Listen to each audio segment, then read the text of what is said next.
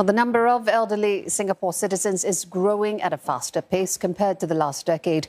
Latest data on the country's key population trends also show that this comes amid low fertility rates.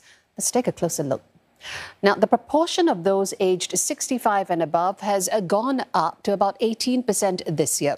A decade ago, that figure stood at about 11%. And in just 8 years' time, about 24% will be 65 and older.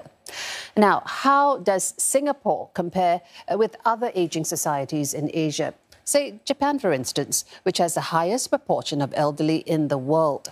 In 2020, 29% of all its population were 65 and above, and in the case of South Korea, that's 16%.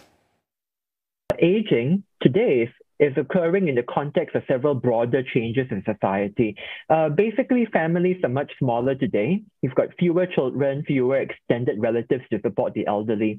And you've also got much higher labor force participation. We are going to need more flexibility, more support at work. We're also going to need, I think, more social services and support for families, and that's to help caregivers with aging in place. Well, let's take a look at the resident total fertility rate. Now, Singapore welcomed some 31,700 citizen births last year.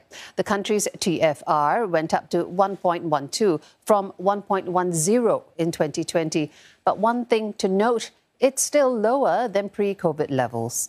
The total population has also grown to 5.64 million as of June, reversing 2 straight years of decline. Of these, some 3.6 million are Singapore citizens, 500,000 permanent residents. Another roughly 1.6 million are non-residents.